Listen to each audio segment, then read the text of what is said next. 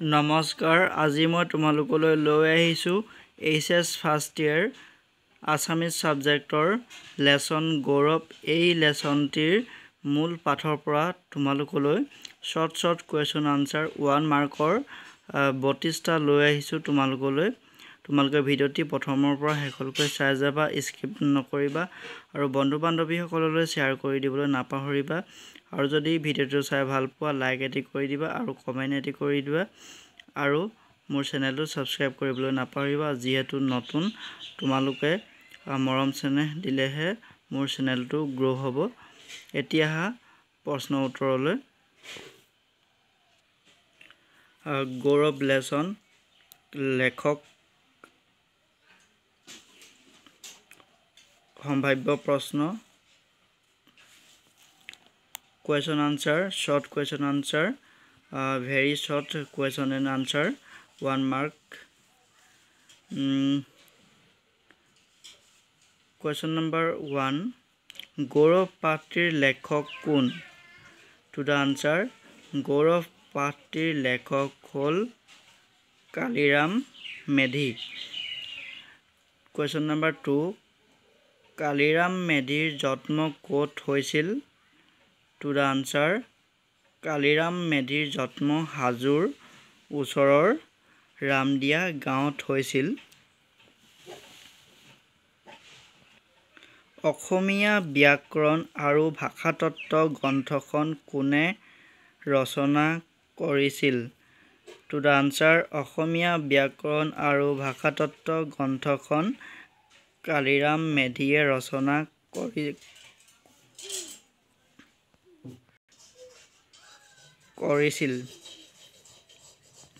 question number 4 Prahlad চৰিত কাৰ ৰচনা to the answer Prahlad চৰিত কালিৰাম মেধিৰ ৰচনা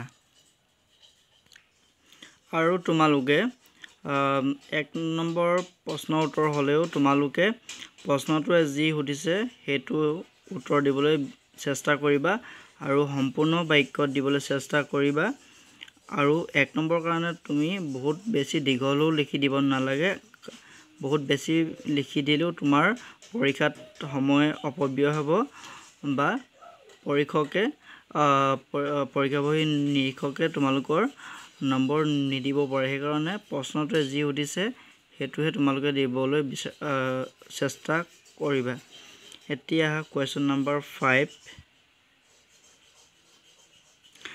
প্লেটোৰ বিখ্যাত গ্ৰন্থখন to the answer প্লেটোৰ বিখ্যাত গ্ৰন্থখন হ'ল দা ৰিপাব্লিক এইটো question answer পলিটিকেল সায়েন্সৰ যদিও তোমালোকৰ অসমীয়া সাবজেক্টটো গৌৰৱ লেসনটোৰ মাজত থকা এটা নাম হয় আৰু এইটো এটা question answerও হ'ব পাৰে তোমালোকৰ পৰীক্ষাৰ বাবে ইম্পৰ্টেন্ট সেইবাবে মই ইয়াত তোমালোকক নোট কৰি দিলো তোমালোকে ভালদৰে মনত ৰাখিবা এতিয়া চোৱা question number 5 কালিৰাম মেধিৰ মৃত্যু কোন চনত হৈছিল to the answer কালিৰাম মেধিৰ মৃত্যু 1954 চনত হৈছিল ইয়াত মই চনটো ইংৰাজী দি দিছো তোমালোকে অসমীয়াত দিবা নহলে ভুলও হ'ব পাৰে মই ইয়াত তোমালোকক নোট কৰিবৰ বাবে দি দিছো যাতে ভালদৰে বুজি পোৱা আৰু চোৱা question number 7 কালিৰাম মেধিৰ সাহিত্যিক জীৱনৰ কৃতি কি to the answer কালিৰাম মেধিৰ সাহিত্যিক জীৱনৰ কৃতি হৈছে অসমীয়া ব্যাকৰণ আৰু ভাষাতত্ত্ব নামৰ গ্ৰন্থখন question number 8 কালিৰাম মেধিৰ জন্ম কোন চনত হৈছিল to the answer কালিৰাম মেধিৰ জন্ম 1878 চনত হৈছিল question number 9 কালিৰাম মেধি অসম সাহিত্য সভাৰ কোন অধিৱেশনৰ সভাপতি আছিল to the answer Kaliram Medhi Assam সাহিত্য সভাৰ বৰপেটা অধিৱেশনৰ সভাপতি আছিল question number 10 কালিৰাম মেধিয়ে কিমান চনত বৰপেটাত অনুষ্ঠিত হোৱা অসম সাহিত্য সভাৰ অধিৱেশনৰ সভাপতি আছিল? টু দ্য আনচাৰ কালিৰাম মেধিয়ে 1919 চনত অনুষ্ঠিত হোৱা অসম সাহিত্য সভাৰ সভাপতি আছিল। এইবোৰ তোমালোকৰ বাবে অতি গুৰুত্বপূৰ্ণ প্ৰশ্ন উত্তৰ হয়, তোমালোকে মনত ৰখাটো খুবেই প্ৰয়োজন। আৰু চোৱা পাছৰ কুৱেশ্যন আনচাৰটো। অসমীয়া সাহিত্যত কালিৰাম মেধিয়ে কিহেৰে খ্যাতি লাভ কৰিছিল? টু দ্য আনচাৰ অসমীয়া সাহিত্যত কালিৰাম মেধিয়ে ভাষাবিদ আৰু ব্যাকৰণ প্ৰণেতা হিচাপে খ্যাতি লাভ কৰিছিল। এতিয়া চোৱা কুৱেশ্যন নম্বৰ 12। মহাপুৰুষ শংকৰদেৱৰ বাণী নামৰ গ্ৰন্থখনৰ লেখক কোন? টু দ্য আনচাৰ মহাপুৰুষ শংকৰদেৱৰ বাণী নামৰ গ্ৰন্থখনৰ লেখক হ'ল কালিৰাম মেধি। কেতিয়াবা তোমালোকৰ এই প্ৰশ্নটো উল্টাকেও দি দিব পাৰে যে কালিৰাম মেধিৰ এখন গ্ৰন্থৰ নাম লিখা, তেতিয়া তোমালোকে এই মহাপুৰুষ শংকৰদেৱৰ বাণী গ্ৰন্থখনৰ নাম লিখিব লাগিব। এতিয়া চোৱা 13 নম্বৰ কুৱেশ্যনটো। গৌৰৱ কিহৰ পৰা উপজে? টু দ্য আনচাৰ গৌৰৱ তুলনাৰ পৰা উপজে।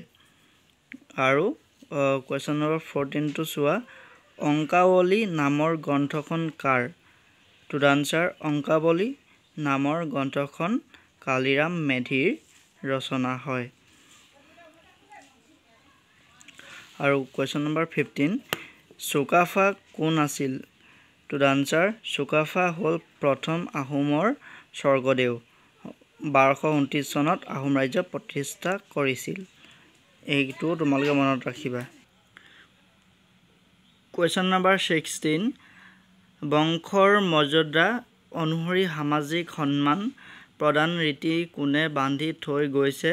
টু দ্য আনচাৰ বংশৰ মৰ্যাদা অনুসৰি সামাজিক সন্মান প্ৰদান ৰীতি নীতি উপৰিপুৰুষসকলে বান্ধি থৈ গৈছে।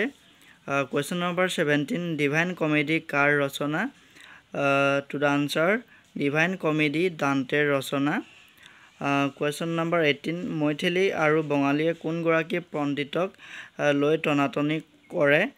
টু দ্য আনচাৰ মৈথিলী আৰু বঙালীয়ে বিদ্যাপতি পণ্ডিতক লৈ টনাটনি কৰে।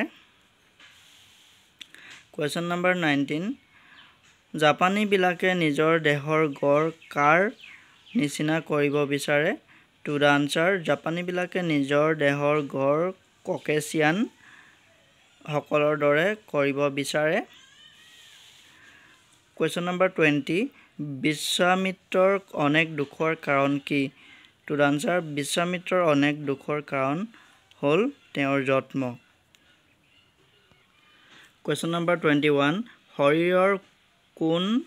শৰীৰৰ কোন তিনিটা গুণৰ পৰা গৌৰৱ উপজে?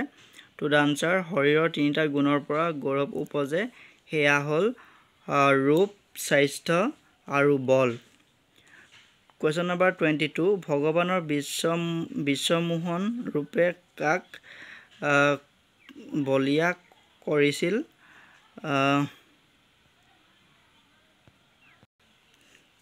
কুৱেশ্যন নম্বৰ 23 কিহক নৰকৰ লগত তুলনা কৰিব পাৰি?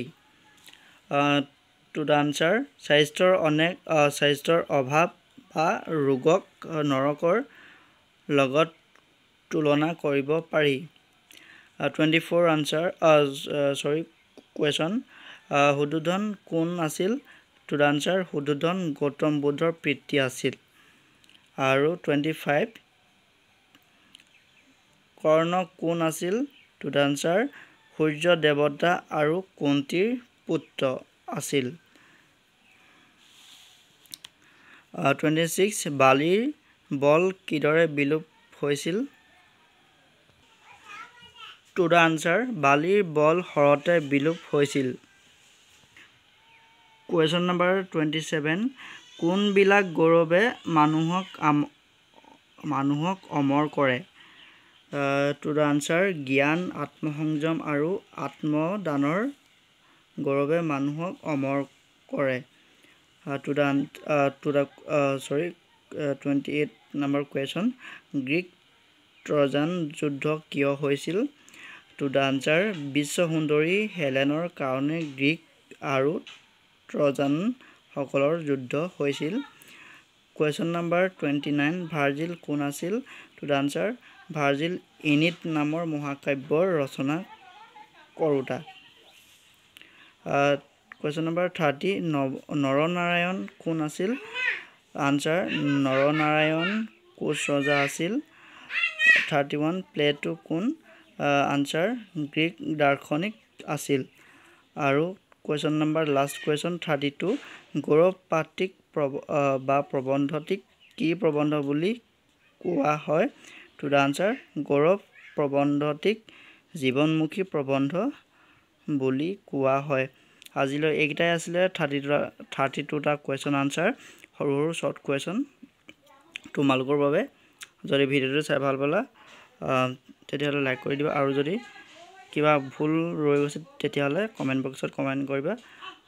নেক্সট মই শুধৰাই দিবলৈ চেষ্টা কৰিম। ধন্যবাদ।